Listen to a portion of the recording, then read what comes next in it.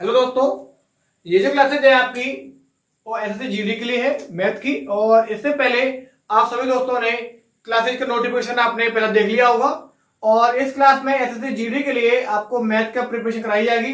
पूरा मैथ आपको पढ़ाया जाएगा तरीके से, और जितने भी क्वेश्चन होंगे सारे प्रीवियस होंगे, और भी बहुत सारे क्वेश्चन कराए जाएंगे, बहुत सारी प्रैक्टिस आपको करवाई जाएगी इस क्लास में। वो थोड़ा सा बताएंगे एसएससी जीडी के बारे में। तो एसएससी जीडी के लिए आपके मैथ में जो क्वेश्चन बनते हैं वो कितने हैं? 25। तो हमारा टारगेट ये रहेगा एग्जाम में कि 25 आउट ऑफ 25। अब क्यों रहेगा, मैं तो करा नहीं पाऊंगा, ये करना आप ही को पड़ेगा, ये चीज करना आप ही को पड़ेगा, क्योंकि मेरा काम यहां पे रहेगा आपको समझाने का। लेकिन क्वेश्चन की जो प्रैक्टिस है, प्रैक्टिस तो आपको बहुत ज्यादा करनी पड़ेगी, तभी मैं मानता हूं 25 आउट ऑफ 25 आराम से कर पाओगे, कोई भी दिक्कत आप लोगों को नहीं होगी, क्योंकि आप प्रैक्टिस करेंगे शॉर्टकट तरीके से। और सबसे पहला पॉइंट मैं आपको बता दूं, मैं जो इस तरह से पढ़ाऊंगा आपको एकदम बेसिक से। आपकी क्लास रहेगी बिल्कुल बेसिक से रहेगी, एकदम लो लेवल के स्तर से लेके चलेंगे और एक अपर लेवल तक, है ना, एक अपर लेवल तक आपको पढ़ाया जाएगा। तो इसका कोई भी इश्यू नहीं रहेगा आप लोगों के लिए कि कैसा कंडीशन रहेगी। तो सबसे पहला चैप्टर मैथ के अंदर आपको पढ़ाएंगे परसेंटेज से, है ना, यानी कि प्रतिशत। प्रतिशत पढ़ने से पहले मैं आपको एक चीज बताऊं, मैथ की यदि हम बात करें, मैथ में हमारे पास दो टॉपिक है। मैथ में हमारे पास दो टॉपिक, एक परसेंटेज और एक रेशियो। कौन सा? एक परसेंटेज और एक होता है आपका रेशियो। ये दो चैप्टर ऐसे हैं। बाकी अगर चैप्टर्स की ये क्या है, एक तरह की नींव मानी जाती है। क्यों? आपको जितने भी क्वेश्चंस होते हैं वो रेशियो और परसेंटेज से निकाले जाते हैं मोस्टली। क्यों होता है ऐसा?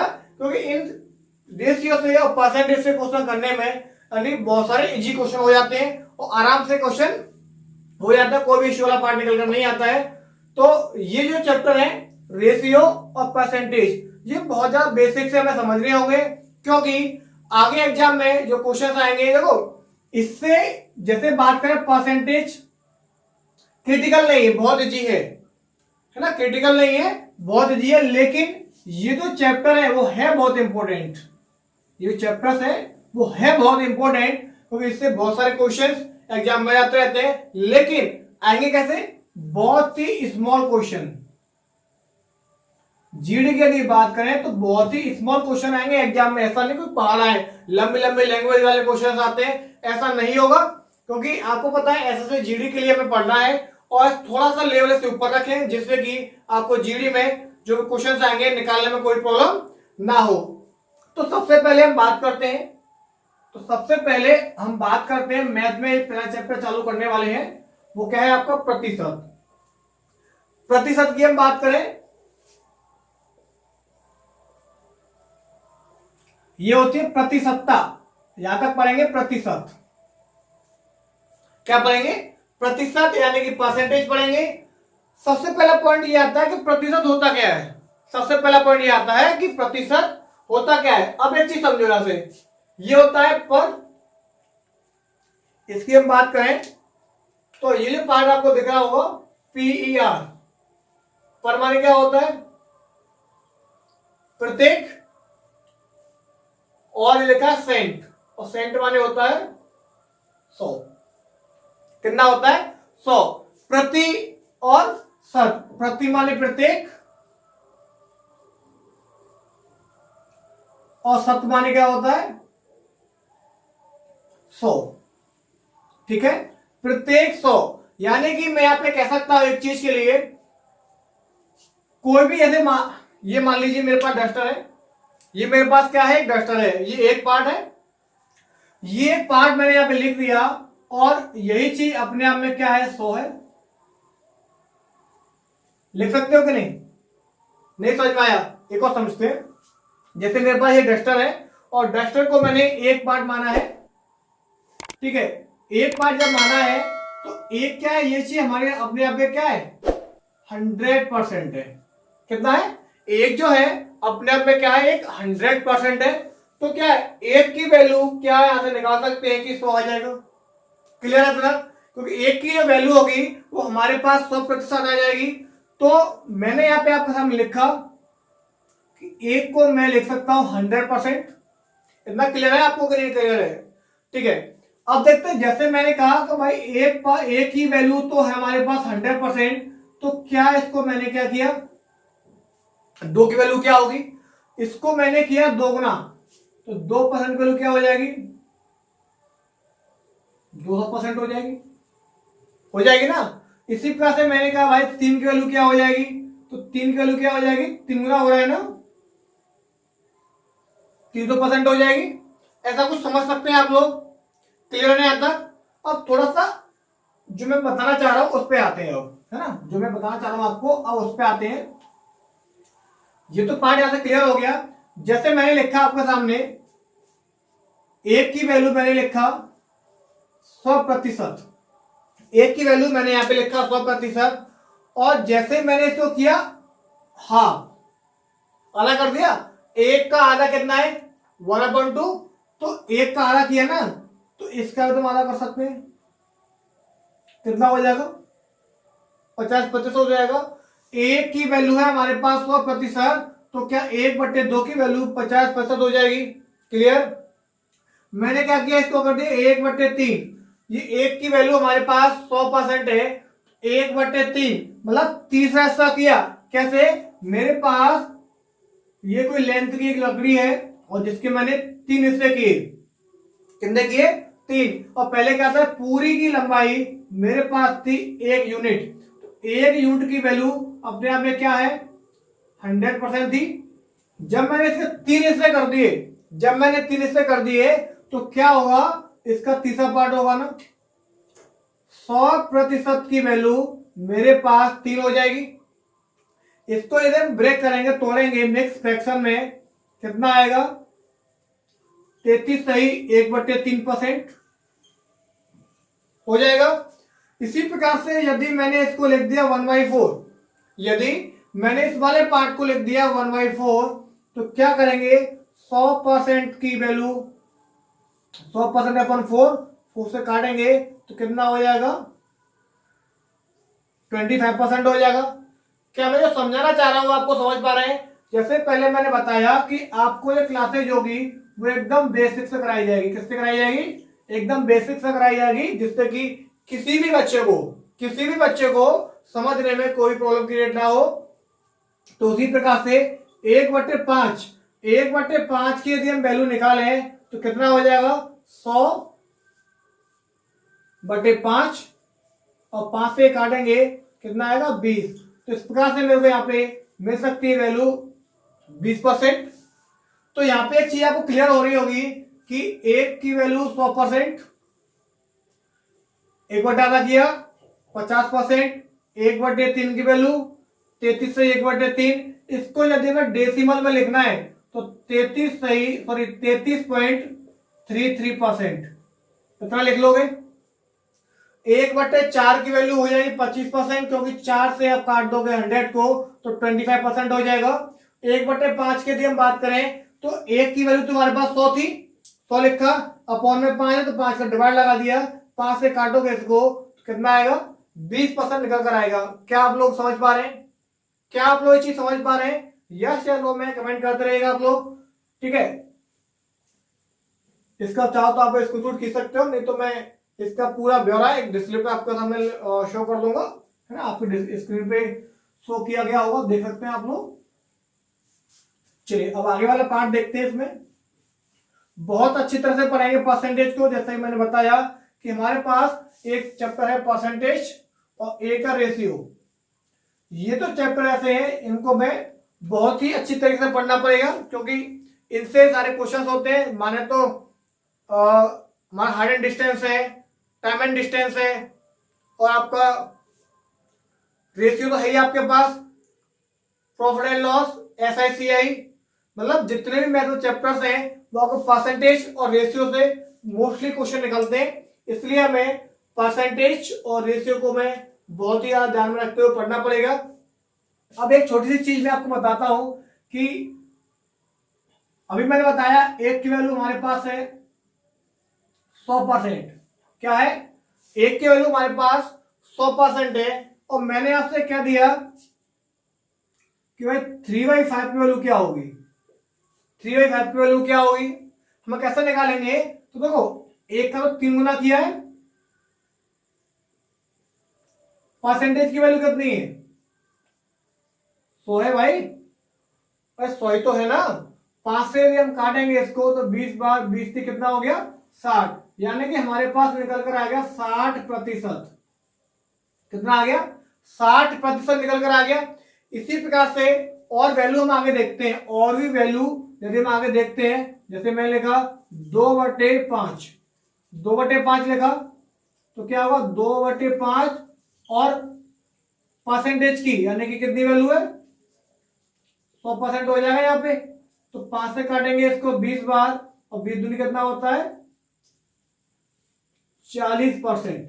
कितना होता है? 40%। तो मेरा मानना है, मेरा क्या है, देखो इसमें जो दिया हुआ है कि 1=100% दिया हुआ है। बार बार मैं आपको वही चीज समझाना चाह रहा हूं कि एक की वैल्यू है वो परसेंटेज में कितनी है? 100। एक ही 100 है परसेंट, और 100% ही एक है। तो ये चीज मैंने आपको बताई।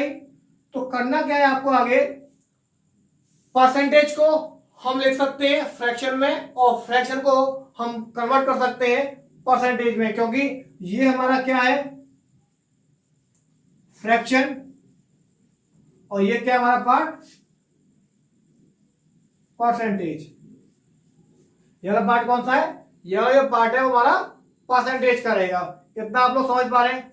इसी प्रकार से बहुत सारी चीजें, जैसे स्टम्प से मैं आपके सामने लिख देता हूं, जिससे कि आपको कोई भी समस्या समझने में ना हो, है ना। कोई भी समस्या आप लोगों को समझ में ना हो। देखो पढ़ते स्टेप बाय स्टेप। एक की वैल्यू 100% हो गया, 1/2 50%, 1/3 कितना हो गया? 100/3%। इसको आप कट करोगे 33 से 1/3% निकल कर आ जाएगा, है ना। अब कैसे आ रहा है वो आपको बताया मैंने कि 1/3 को यदि परसेंटेज में चेंज करना है तो 100 का मल्टीपल, इसे ब्रेक करोगे तो 33 से 1/3% यहाँ पे निकल कर आ जाएगा। क्लियर है ना? ये तो आपको मैंने बताया है। तो 1/4 करोगे कितना आएगा? 100/4 यानी कि 25%। सारी चीजें पढ़ेंगे आराम से। 1/5 की हम बात करें, 1/5 की यदि हम बात करें तो 100/5%, 5 से इसको डिवाइड करेंगे तो 20%।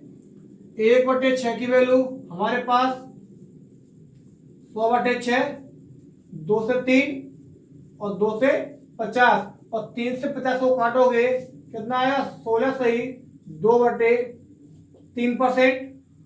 1/7 की बात करें, एक की वैल्यू कितनी है? 100 है, जो 7 है, इससे काटेंगे 7 का 7 हो गया, 7 चौक 28 और 2/7। समझ में आ रहा है? 1/7 का मतलब क्या है? 14 से 2/7%। क्लियर है इतना? इसके बाद 1/8, 1/8 एक की वैल्यू कितनी है? 100%। 8 हो गया, 25 से 4 से हो गया 2 बार, 4 से 25, और 2 से काटेंगे 25 को तो 12 से ही 1/2% निकल कर आएगा। क्या आप लोग मेरी बात समझ पा रहे हैं? क्या आप लोग मेरी बात समझ पा रहे थे? और समझेंगे थोड़ा सा आगे। इतना पार्ट आपको बहुत ज्यादा ध्यान रखना है। ये जो पार्ट है आपको बहुत ज्यादा ध्यान रखना है। ध्यान रखने की वाली बात मतलब ये है कि आप लोगों को प्रैक्टिस करनी है। प्रैक्टिस करनी है ना, आप लोगों को अच्छे से क्वेश्चन निकाल लोगे, कोई दिक्कत नहीं होगी। आप समझते हैं? यहाँ पे जैसे मैंने कह दिया कि भाई 3/5, जैसे मैंने कह दिया कि भाई 3/5 को आप परसेंटेज में कैसे लिखेंगे, है ना। आपको इतना पता है कि 1/5 क्योंकि 3 को आप लिखोगे 1/5। लिखना नहीं, समझ आना हो आपको। मैं समझा रहा हूं जिससे कि आपको लिखने की आवश्यकता ना पड़े। तो 1/5 और हमें पता है 1/5, 1/5 है वो हमारे पास 20%। अब देखो 20 से कितना हो जाएगा, 60 हो जाएगा ना, कितना हो गया, 60 हो गया। आप कहो सर आपने तो लेंदी कर दिया।